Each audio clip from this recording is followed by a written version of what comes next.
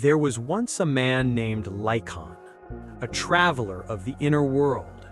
He had wandered through noise, through the crowded marketplaces of men, through the wars of pride, through the deserts of loneliness. He had seen kingdoms fall and hearts crumble with them. But his greatest battle was not with the world, it was with himself. His emotions were wild seas. When anger came, it ruled him like a tyrant. When sorrow whispered, it chained his heart to despair. When fear arrived, it spoke louder than reason. And Lycon, like so many before him, mistook those storms for who he was. One night, under a silver moon, he came to the mountains, a place where silence itself seemed to breathe. There he found an old monastery resting like a thought between heaven and earth. An ancient monk sat by the gate, eyes closed, still as stone. Lycon bowed and asked, "Master, how can I control what I feel? How can I stop this endless fire inside me?" The old monk opened his eyes, deep, clear, unshaken, and said softly, "To rule your world, you must first learn to rule your reaction to it." Those words sank into his chest like seeds into fertile soil. The path ahead would not be of conquest or escape, but of return, returning to the quiet center within himself. The monk accepted him as a student and, over the years, taught him 13 truths, 13 understandings that turned emotion from enemy to ally, from storm to strength. These are not rules, they are reminders, whispers from one soul to another, carried across centuries of human struggle. So, traveler, as you listen, breathe. Let the noise of the world soften. Let your mind unclench its fist. You are not here to fight your emotions. You are here to understand them. For mastery begins not in force, but in awareness. Not in suppression, but in stillness. And as you walk this path of 13 truths, you may find that control is not about domination. It is about harmony. If this journey of calm reflection speaks to you, if the words awaken something gentle, something strong within, then stay. Let your presence here be part of this circle of thought. Like this video, share in the comments what truth has touched you most, and subscribe to walk further on Fragmented Truths, where philosophy becomes peace and silence becomes your greatest teacher. The first truth: you are not your emotion. The morning mist had not yet lifted from the mountains.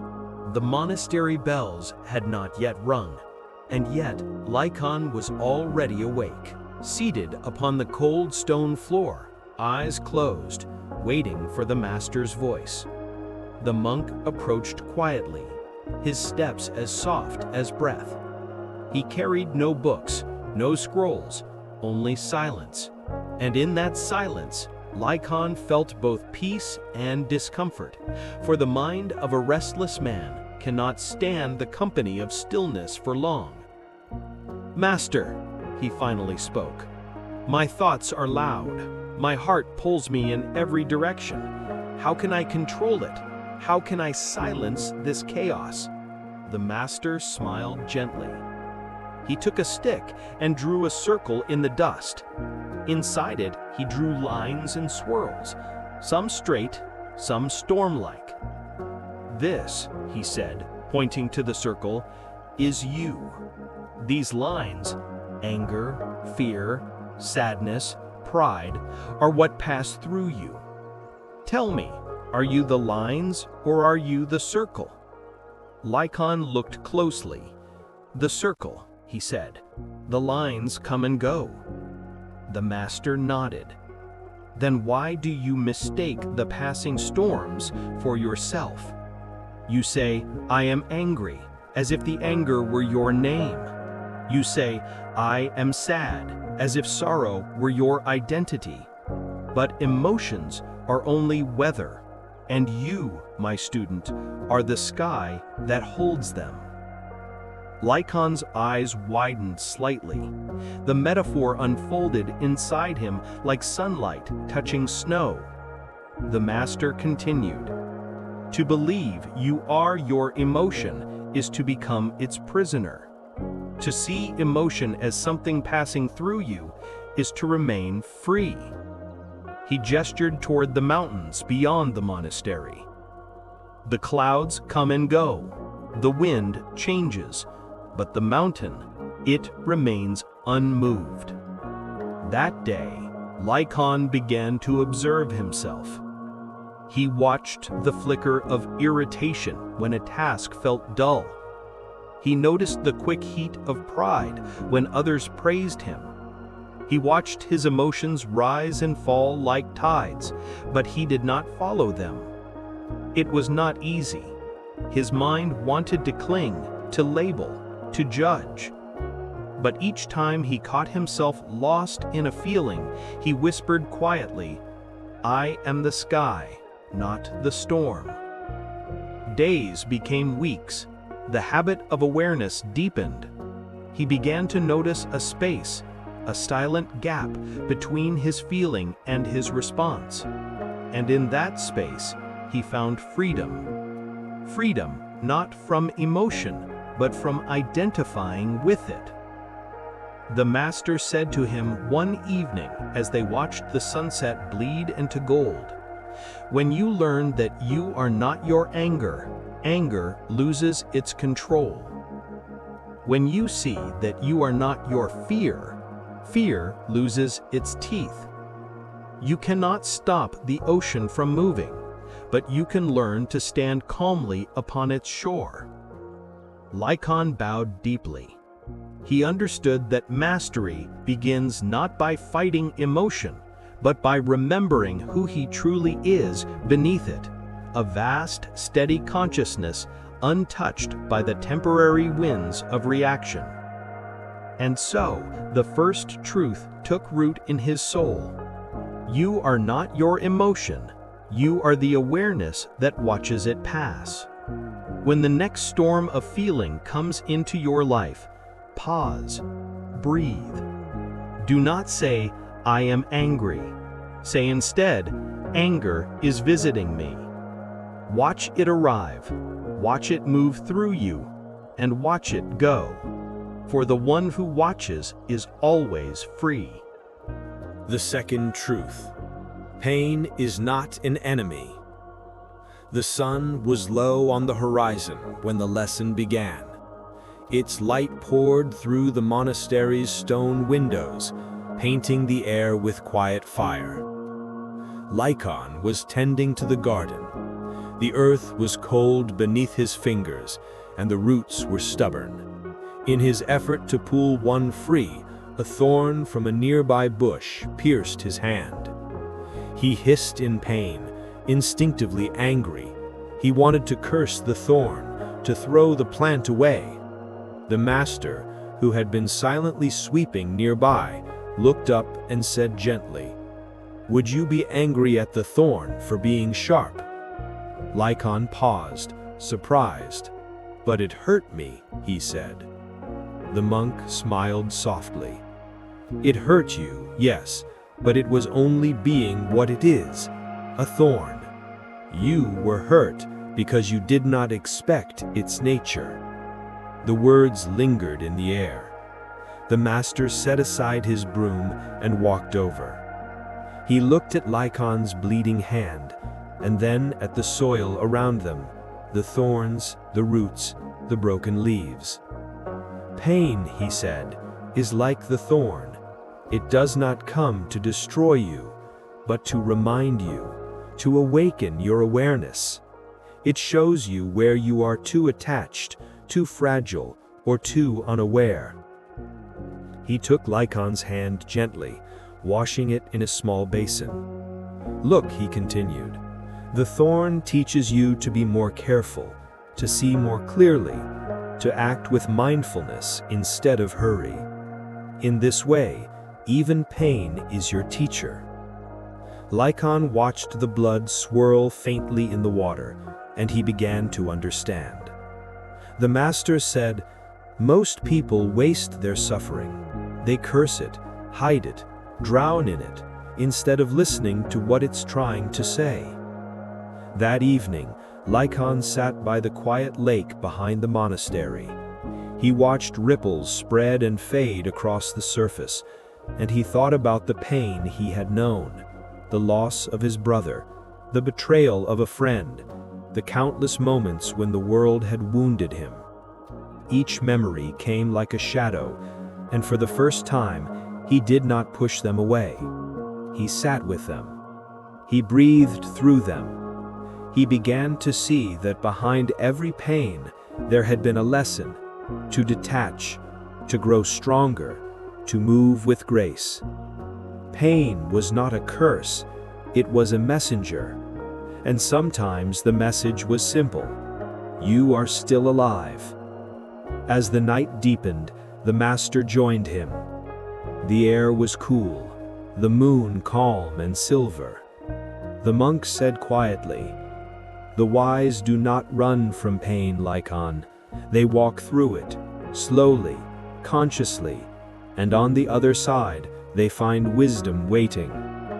Lycon nodded, a faint smile forming. He whispered, "I think I understand now. Pain is not against me, it is with me." The master closed his eyes, his voice softer than the wind. "Yes. Do not ask to live without pain. Ask instead to suffer wisely. For pain shapes the soul the way the river shapes the stone, not to break it, but to make it smooth, steady, and whole." The night was still, only the faint sound of water touching shore. Lycon felt peace, not because pain was gone, but because it no longer ruled him. And so the second truth entered his heart. Pain is not an enemy, it is a teacher. When life wounds you, do not ask, "Why me?" Ask instead, "What is this trying to show me?" For every thorn carries wisdom, every ache hides a lesson, and those who walk through pain with open eyes emerge not weaker, but awake. The third truth: control begins with awareness. The bell rang at dawn. Its sound drifted across the mountain like a breath, gentle but unmistakable. Lycon rose from his mat and went to the meditation hall, where the master waited in silence. For hours they sat, not moving, not speaking. Only the whisper of wind moved through the open windows. Lycon's mind, however, was loud. Memories, worries, unfinished thoughts all stormed through him. Finally, he sighed. "Master," he said softly, "I try to control my thoughts, but they will not listen. They are wild." The master opened his eyes. "Then stop trying to control them," he said. "First, learn to watch them." He placed a candle between them. "The flame dances," he said, "but the wax remains still. You are not the flame, you are the wax that holds it." That morning, Lycon learned the foundation of all mastery: awareness. Control does not begin with domination. It begins with noticing, seeing what truly happens inside the mind. Throughout the day, Lycon practiced this. When irritation arose, he named it silently: irritation. When pride whispered, he said, pride. When peace came, he said, peace. He did not judge nor cling, only watched. And in that watching, the emotions lost their power to control him. The master said that evening, "The mind is like a river. You cannot stop the current, but you can sit on the bank and watch it flow." Awareness became Lycon's first real freedom, not escape from emotion, but awakening within it. The fourth truth: reaction is a choice. One afternoon, a young monk insulted Lycon. It was nothing cruel, just a careless word, a small jest, but anger sparked inside him like dry grass in flame. He clenched his fists, his jaw tightening. But then he remembered the master's lesson: awareness first. He breathed, watched the anger as it rose, like smoke curling upward, and suddenly saw something extraordinary. He did not have to act on it. He could let it burn out. Later that day, the master asked him what had happened. Lycon told him everything. The monk smiled and said, "When you are struck by an insult, the pain is real for only a moment. What keeps it alive is your reaction." He added, "Between stimulus and response, there is a space. In that space lies your freedom. Use it well." Lycon practiced this not only with insults, but with every emotion. He learned to breathe before replying, to pause before reacting, and that small pause became a doorway to peace. He discovered that control was not power over others, it was power over his own reaction. The fifth truth: detachment is power. Winter came. The monastery grew quiet beneath falling snow. One morning, as Lycon was cleaning the hall, a priceless ceramic cup slipped from his hand and shattered. He froze, his heart sank. The master entered, looked at the fragments, and said simply, "Ah." The cup was already broken. Lycon frowned. "Already broken, master? I dropped it only now." The monk smiled. "Everything you love is already changing, already moving toward its end. To hold anything too tightly is to invite suffering." He knelt beside Lycon, gathering the pieces. When you accept impermanence, loss loses its sting. Detachment is not coldness, it is clarity. That day, Lycon began to live lighter. He still cared deeply, but he no longer chained his peace to what could be lost. He saw that detachment did not mean indifference, but love without possession, joy without dependence. And that understanding freed his heart.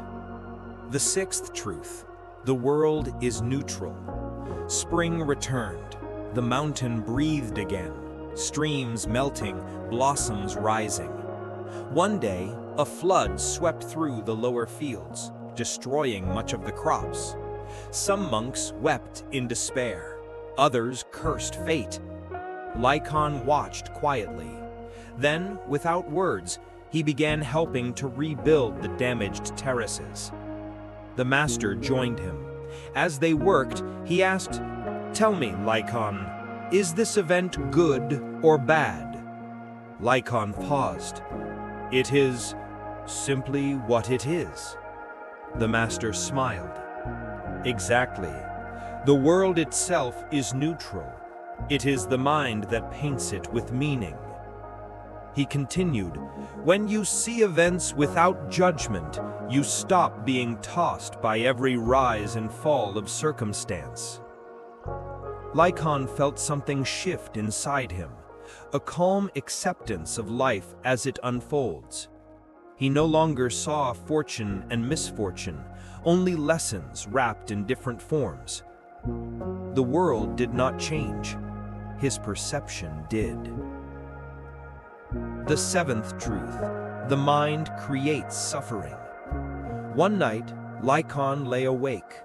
His thoughts replayed old wounds, scenes of betrayal and loss, voices long gone yet still echoing.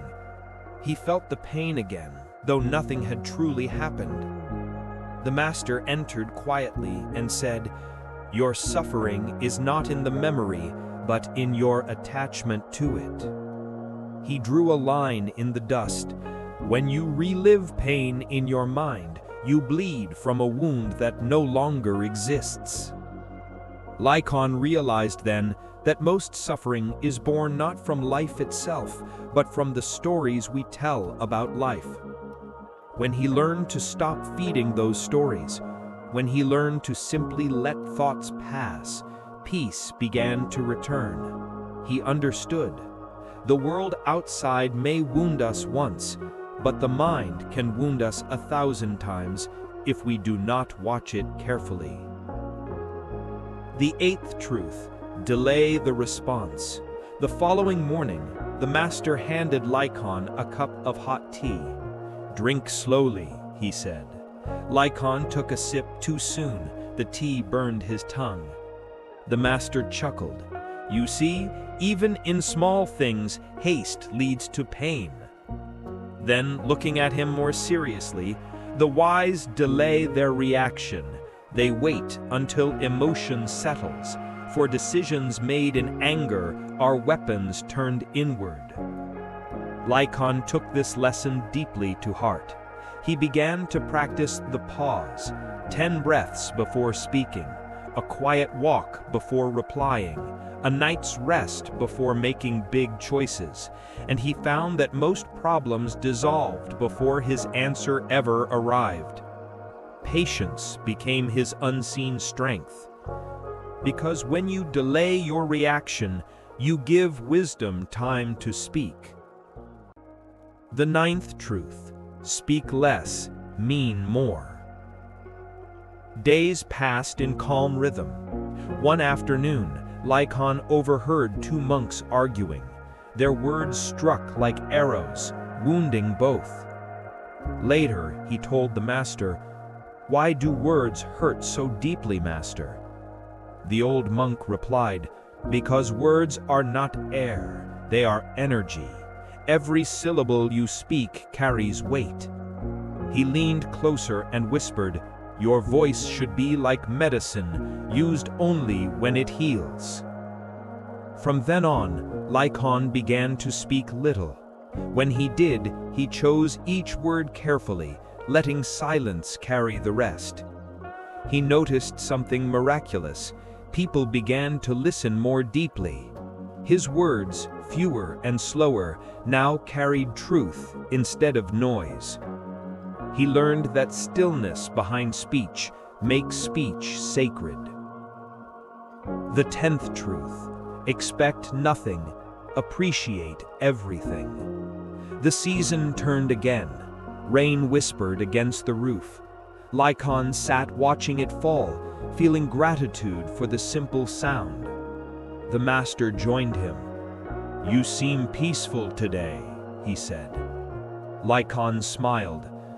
"I expected nothing from this day, and so everything feels like a gift." The master nodded. "Expectation is the root of disappointment. When we demand from life, we close ourselves to its beauty. But when we receive each moment as it comes, even the smallest thing becomes enough." Lycon thought of his past, the times he'd expected praise, success, or love, and found only frustration. Now he understood that peace begins the moment you stop insisting the world move according to your plan. He bowed to the master and said, "From now on, I will walk without demanding anything. I will let life surprise me." And in that surrender, he found joy blooming quietly within him, not from what he gained, but from the freedom of needing nothing more. By the 10th truth, Lycon had learned to breathe with life instead of against it, to move with its rhythm, not his own. He was no longer the man who fought his emotions. He was becoming the one who listened to them with grace.